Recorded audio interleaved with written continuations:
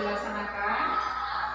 Setelah mengamati dan membaca teks, siswa dapat mengidentifikasi informasi penting yang ada di dalam teks. Kemudian setelah mengamati benda-benda di sekitar peserta didik dapat menunjukkan bahan-bahan mana saja di sekitar peserta didik yang terbuat dari bahan kertas. Kemudian setelah mengamati video tentang beberapa benda, siswa dapat menentukan benda-benda yang terbuat dari kertas dan sifat bahan yang terbuat dari kertas. Kemudian melalui diskusi kelompok, siswa dapat menyampaikan hasil diskusi kelompok sesuai dengan penulisan yang terstruktur. Setelah mengamati benda-benda di sekitar kita dan alat ukur, siswa dapat menentukan alat ukur dan satuan panjang yang ditentukan yang telah tertera pada lembar pengajar. Jadi tujuan pembelajaran yang akan dicapai pada pembelajaran besok ada 4 poin. Kemudian bagaimana dengan area pengembangan yang akan dicapai dalam pembelajaran besok? Ya, untuk area pengembangan yang akan dicapai, yang pertama dari pengetahuan, diharapkan nanti siswa dapat memahami teks yang nanti akan dibaca anak-anak. Kemudian siswa dapat menentukan sifat-sifat bahan dari kertas, kemudian dapat menentukan apa saja benda-benda yang terbuat dari kertas, serta sifat-sifat bahan yang terbuat dari kertas. Kemudian dari sisi keterampilan, anak-anak diharapkan dapat menggunakan alat ukur yang sesuai untuk mengukur panjang suatu benda yang ada di sekitar peserta didik. Kemudian dari sisi afektif, nanti diharapkan melalui kegiatan diskusi, siswa dapat mengembangkan sikap bekerja sama, kemudian bekerja keras dalam menyelesaikan tugas, kemudian pantang menyerah dan saling mengerti. Jadi area pengembangan yang akan dikembangkan pada pembelajaran besok itu dari pengetahuan, keterampilan, dan juga afektif ya. Kemudian apa strategi pembelajaran yang akan dilaksanakan besok? Misalnya dari model pembelajaran, strategi pembelajaran, dan juga metode pembelajaran yang akan digunakan dalam pembelajaran besok. Untuk strategi pembelajarannya menggunakan pembelajaran berdiferensiasi. Nanti anak-anak akan dibagi menjadi 3 kelompok berdasarkan gaya belajarnya, yaitu auditory, visual, dan kinestetik. Kemudian untuk model pembelajarannya menggunakan problem based learning atau PBL, di mana nanti anak-anak akan memecahkan masalah mengukur alat-alat atau benda-benda yang ada di sekitarnya. Kemudian metodenya adalah tanya jawab, kemudian diskusi kelompok, serta penugasan. Kemudian nanti media yang akan saya gunakan yang pertama adalah benda-benda yang ada di sekitar siswa. Nanti bisa dimanfaatkan untuk media pembelajaran, kemudian laptop atau LCD, dan alat ukur meteran kita, meteran rod, dan penggaris. Ya, jadi strategi pembelajaran yang akan digunakan itu pembelajaran berdiferensiasi, kemudian model pembelajarannya adalah PBL, kemudian metode pembelajarannya akan menggunakan metode tanya jawab, penugasan, kemudian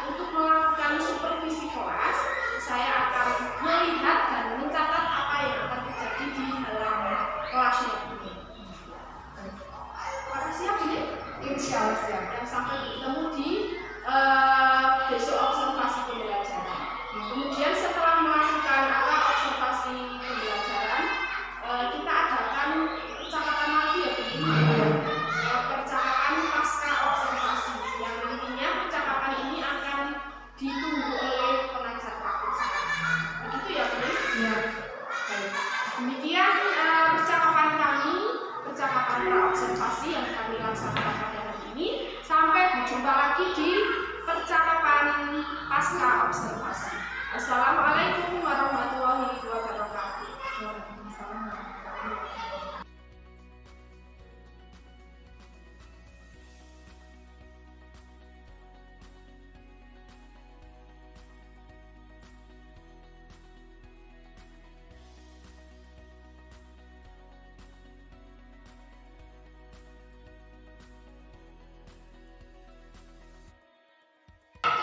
Assalamualaikum warahmatullahi wabarakatuh.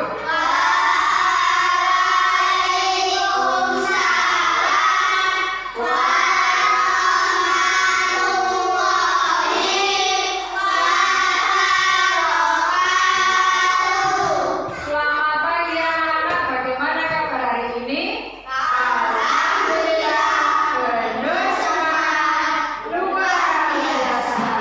Ya, alhamdulillah pagi ini kita bisa belajar lagi dengan tema yang baru. Sebelum kita masuk pembelajaran, Bunda mau tanya, siapa yang hari ini tidak masuk? Mbak Safa. Kenapa Mbak Safa tidak masuk, Mas Zidan? Kenapa nggak masuk? Masuk angin. Oh iya, kemarin masuk angin ya, berarti sudah 3 hari nggak masuk. Kita doakan semoga Mbak Safa cepat sembuh, bisa sekolah lagi. Nah, anak-anak, sebelum kita belajar, kita berdoa dulu. Siapa yang pagi-pagi berangkat paling bersih? Zidan lagi? Ya, yuk kita pimpin doa bersama dulu. Bismillahirrahmanirrahim. Raditu billahi rabbana wa bil islami dinan wa bi Muhammadin nabiyyan wa rasulan. Rabbi zidni ilma warzuqni fahma. Amin ya rabbal alamin. Ya, terima kasih. Anak-anak, hari ini kita akan belajar tentang tema 3, subtema 1, aneka benda di sekitar kita. Sebelum kita masuk pembelajaran, supaya lebih semangat, berdiri dulu, kita nyanyi sama-sama dulu. Ya, kita menyanyikan lagu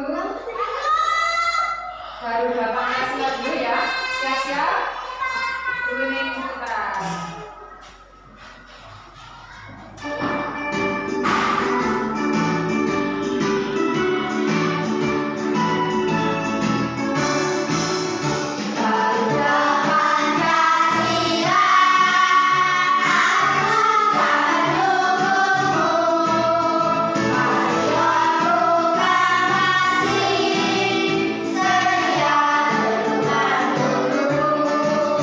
Pancasila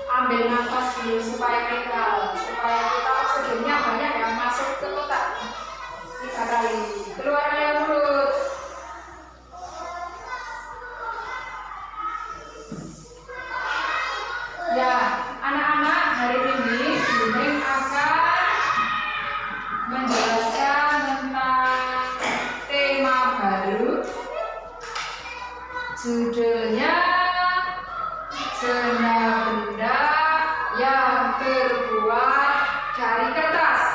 Selain itu, Bunda juga akan menjelaskan tentang alat-alat pengukuran. Nah, sebelum masuk pembelajaran, Bunda sampaikan dulu tujuan pembelajaran kita hari ini ya.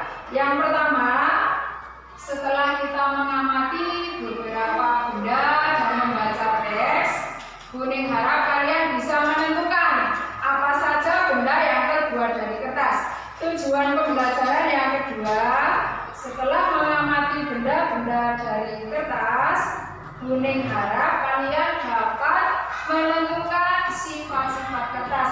Kemudian yang ketiga, setelah berdiskusi kelompok, Bunda harap kalian bisa mengukur suatu benda dengan tepat dan bisa menentukan benda mana itu alat ukurnya apa. Ya, sekarang Bunda mau memulai pembelajaran. Disiapkan buku paketnya. Buku paket tema 3. Buku paket tema 3. Ya, dan ini yang keren sama buku tulisnya. Ya, alat tulisnya disiapkan ya. Nah, sebelum kita mulai pembelajaran, kita akan kita akan mulai dengan membaca dulu halaman 22 tentang benda-benda yang terbuat dari kertas. Silakan kalian baca halaman 22 dulu. Bunda beri waktu 10 menit ya. Ya, halaman 22 benda-benda terbuat dari kertas.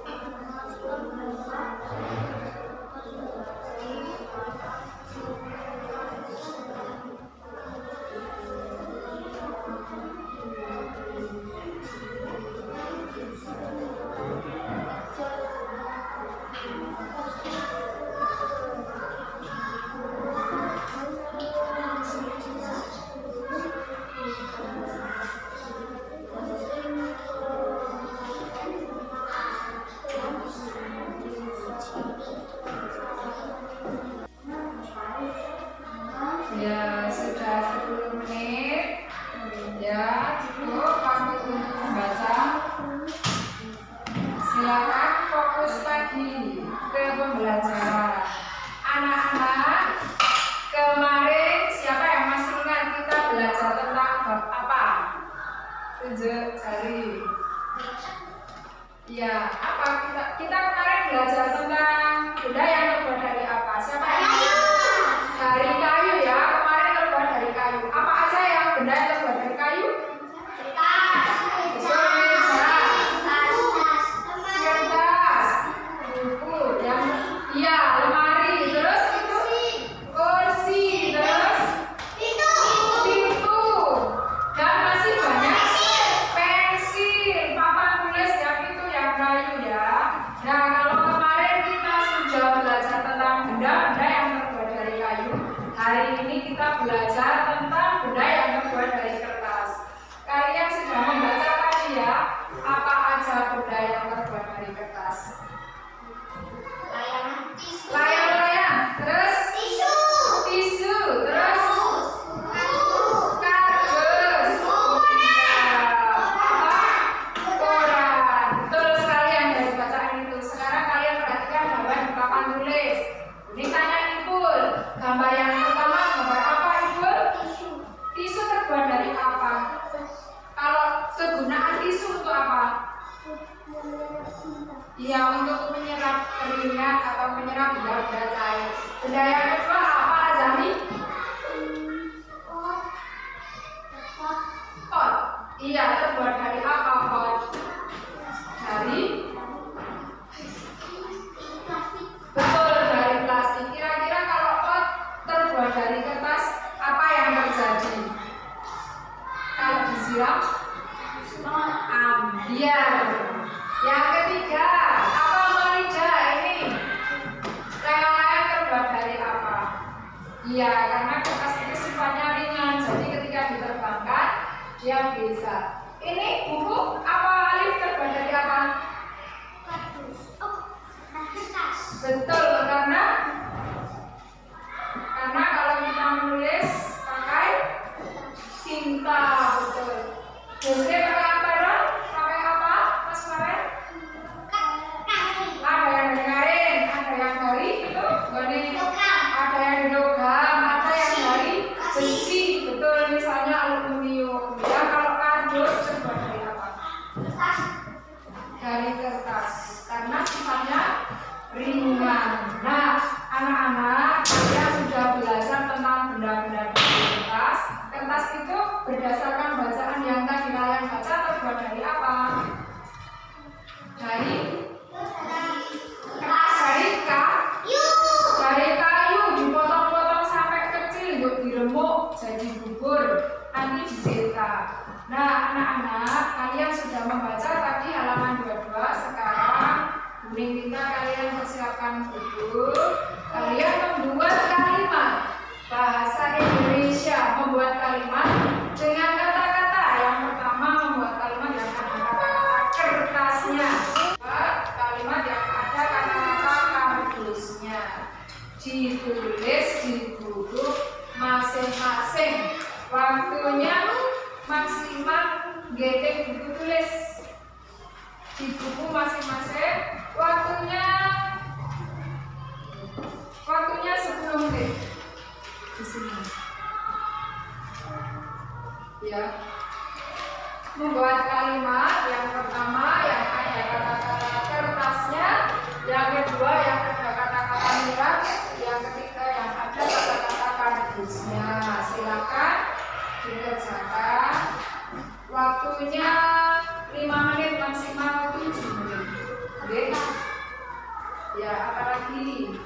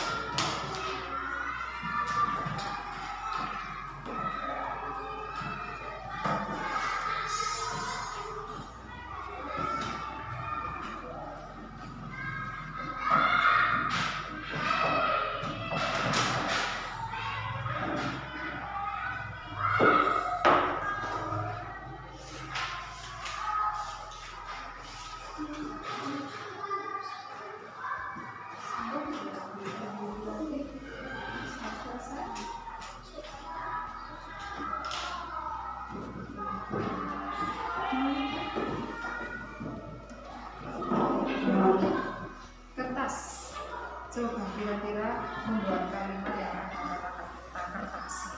Misalnya, ini di sini ada ini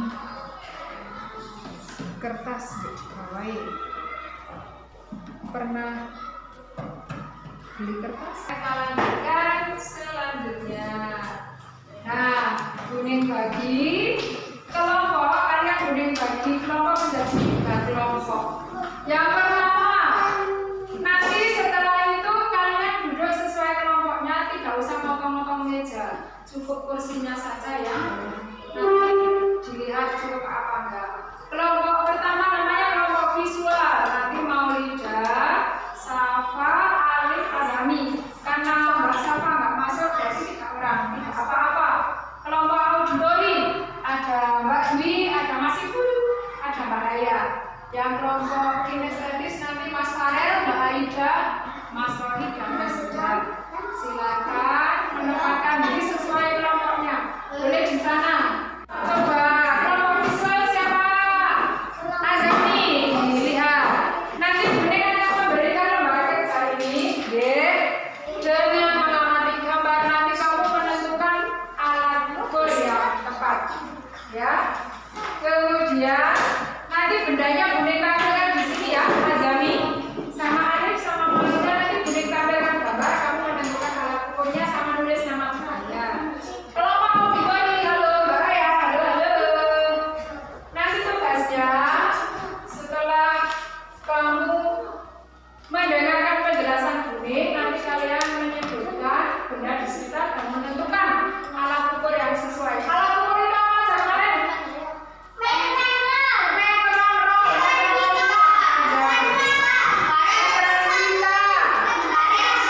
Meteran kita itu yang digunakan menjahit. Meteran saku yang digunakan tukang kayu, tukang bangunan. Meteran roll jadi yang panjang sekali.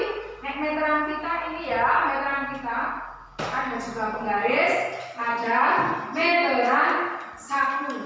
Nah, sekarang untuk kelompok kinestetis, tugasnya adalah mengukur tinggi badan teman kamu sama mengukur 5 benda di sekitar kalian. Boleh buku, boleh kursi, sesuai dengan alat ukur yang sesuai. Terus nanti diurutkan dari mulai yang terpendek sampai nanti yang tertinggi. Silahkan yang kelompok kinestetis. Oh ini, nih nanti silakan didiskusikan. Sudah siapkan penggarisnya, alat ukur yang lain. Mbak Aida membawa penggarisnya. Kemudian visual. Sebentar ya. Yang ini tugas kalian bertiga. Disimpan dulu dari sini. Disimpan di galeri. Kamu nanti mencari benda-benda, boleh buku, boleh pensil, terus parang apa nih Pak? Hapus nanti alat ukurnya apa ya? Iya. Terus misalnya kamu lihat ada meja, tulis meja, alat ukurnya nanti batas ukur tapi alat ukurnya. Ya sih. Sekarang yang kelompok visual. Nanti Buning akan tampilkan video di sana di depan. Nanti kamu tulis nama bendanya nopo. Mengukurnya pakai apa? Ya, boleh kerja sama. Misalnya nanti kan Buning kan akan menampilkan gambar. Nanti tulis satu. Nanti bersama-sama berdiskusi. Kamu boleh ikut berdiskusi, ikut membagi pikiran. Ya. Sekarang yang kelompok visual. Ya. Azami, Alif, Maulida. Ini gambarnya. Nah, ini gambarnya. Halo. Sama, ya enggak apa-apa, berarti tingginya sama. Tinggi badannya berarti sama. Kelompok visual. Ini Azami, nomor 1 gambar. Nomor tulis di situ nama benda. Ya ada yang apa?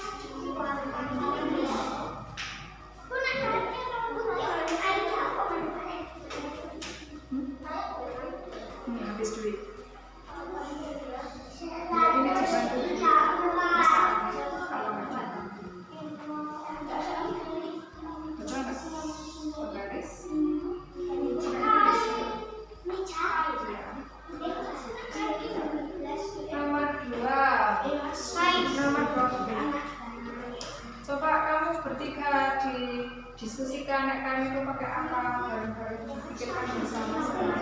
Satu meteran satu. Ya, alif sekarang yang didiskusi semuanya. Kamu bersama-sama ya, tanya jawabnya ya.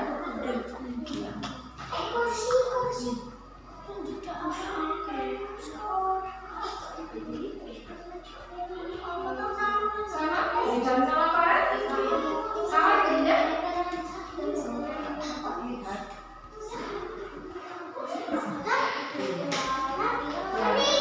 Di sini ada yang akan dijual. Tapi kan apa? Yang boleh namanya tinggi kursi.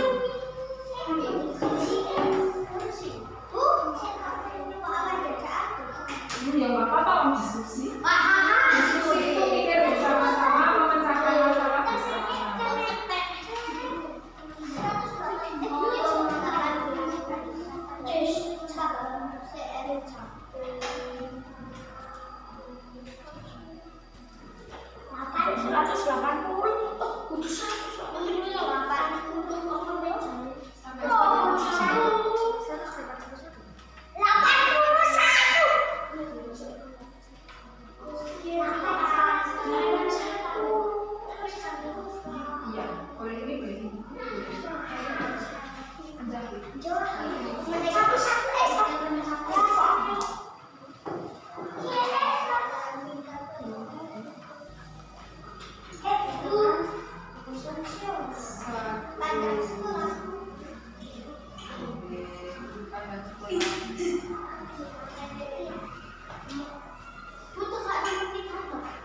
Itu toy, gambar apa yang bisa? Papan tulis, halaman sekolah,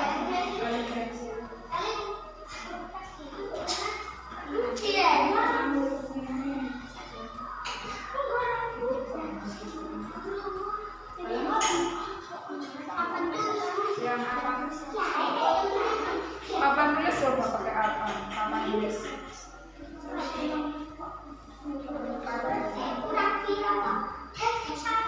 Berarti itu aja tinggi, namanya tinggi. Itu namanya tinggi. Iya, itu jenengane tinggi besi. Tinggi besi.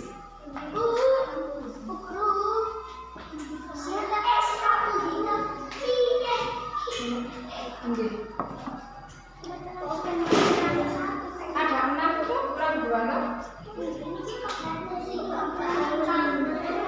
Tidak apa-apa. Kalau yang gambar kelima, gambar apa ini?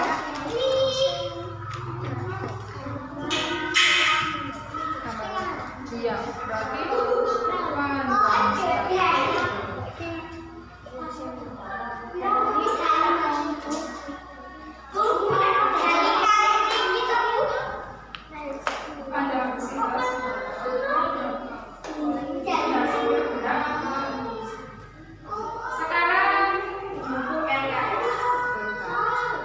di dalam kelasnya berapa aja? 10 tahun sudah 10. Ya, coba kamu lihat di dalam tas kamu.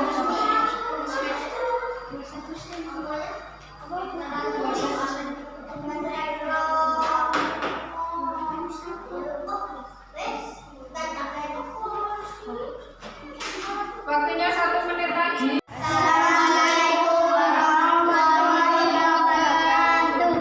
Waalaikumsalam warahmatullahi wabarakatuh. Kami dari kelompok Dinas Teknik akan menampilkan hasil Farah 121 cm. Anak-anak, demikian hasil dari presentasi yang kalian presentasikan. Terima kasih, semua kelompok sudah benar. Kelompok 1 sudah hebat, kelompok visual sudah berani, kelompok 2 juga sudah bagus, baik.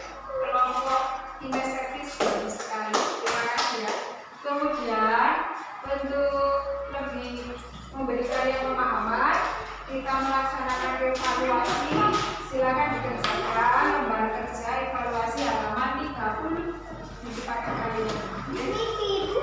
Iya.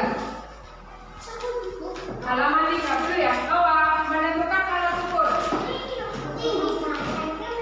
Iya, kira-kira pakai apa? Kalian coba ingat-ingat pakai apa? Waktunya 5 menit.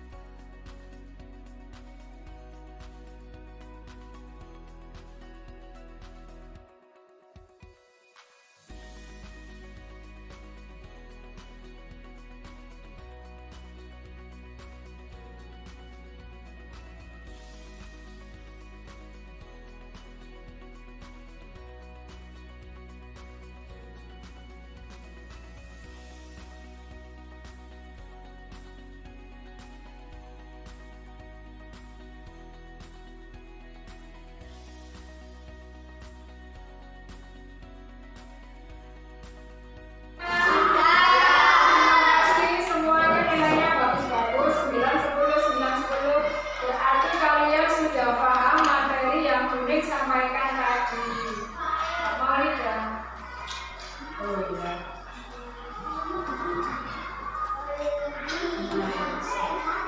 Anak-anak, dari pembelajaran yang tadi, kira-kira ada pertanyaan apa tidak?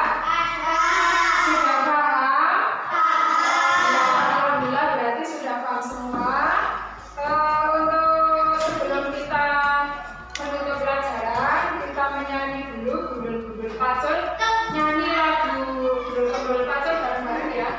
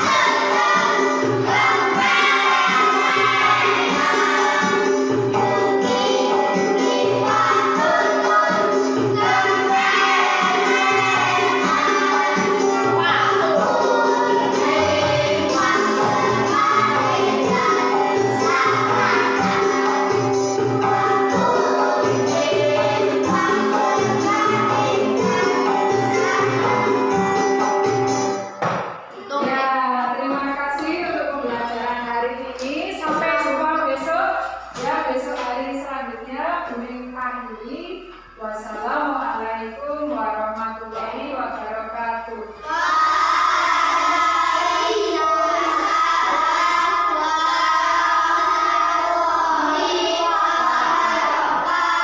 Nah, dipimpin doa maulah, silakan Mas Rohid. Ya.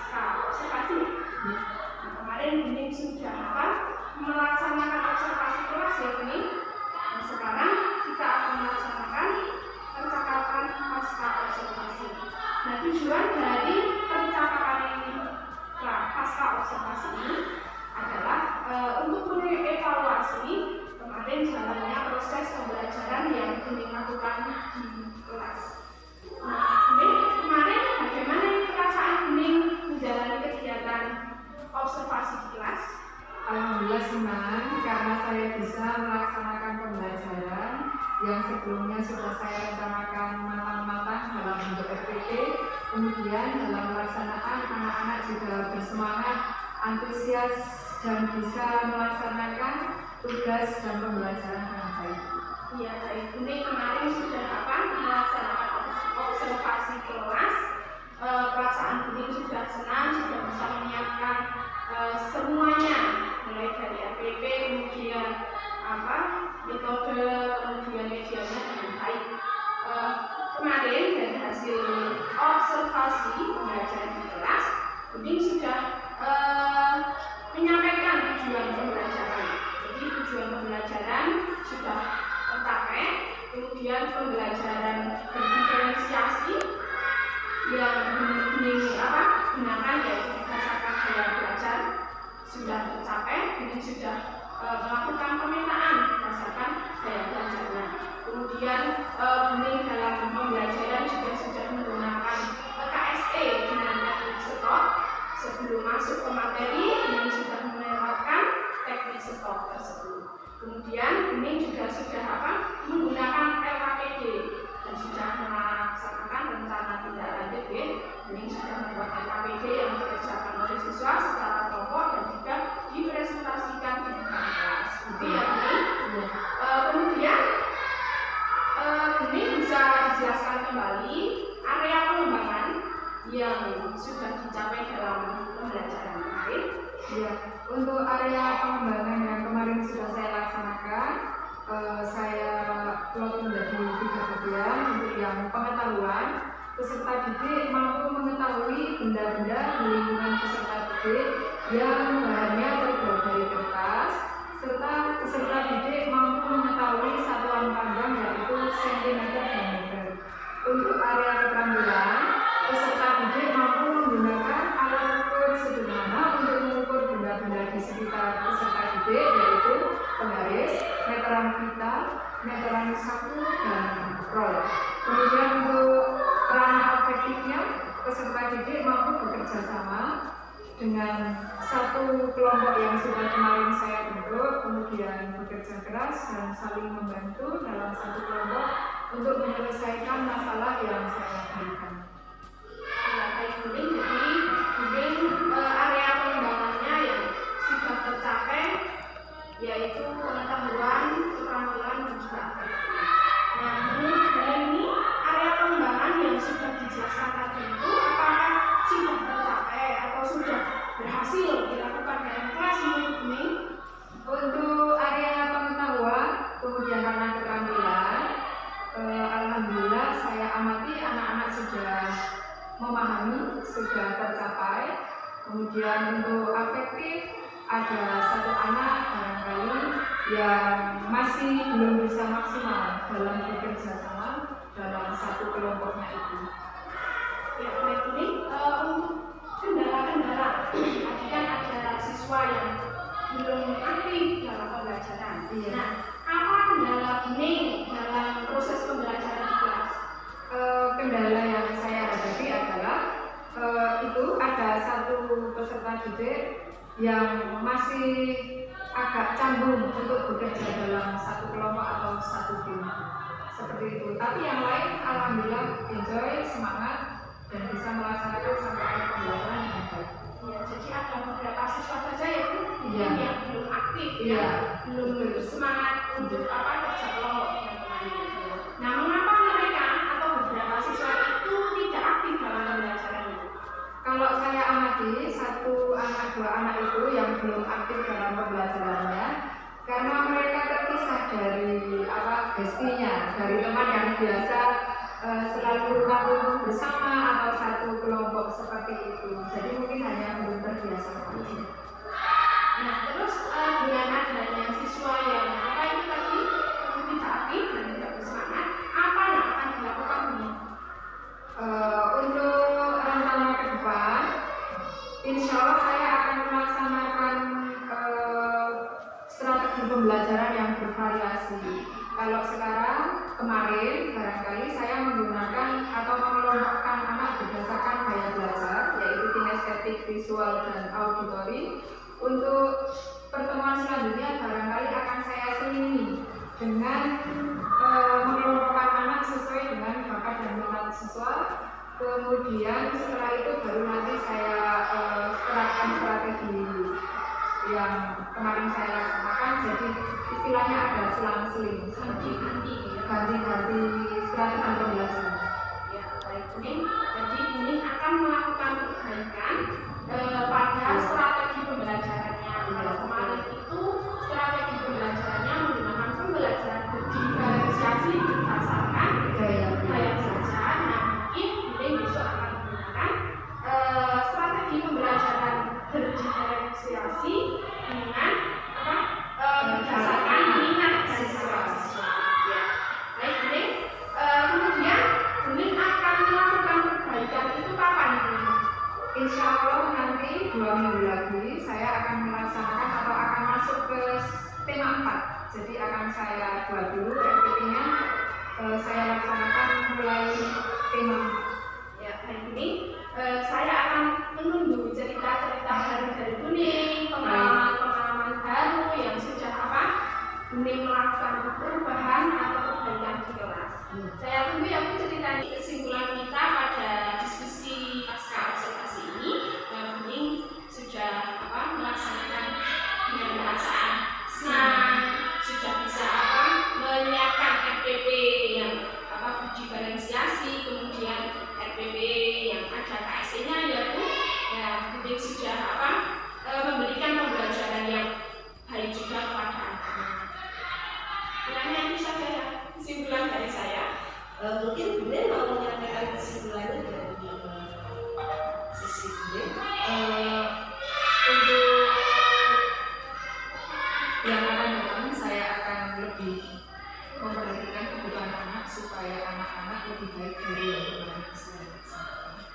Kemudian umpan baliknya Buning terkait dengan percakapan kita pasca observasi ini, apa yang didapatkan? Ternyata memang pembelajaran untuk saat ini harus lebih memancing keaktifan siswa. Kita sebagai guru harus masih belajar untuk menggali semua potensi yang dimiliki siswa supaya pembelajaran dapat berjalan dengan lebih berpihak kepada siswa.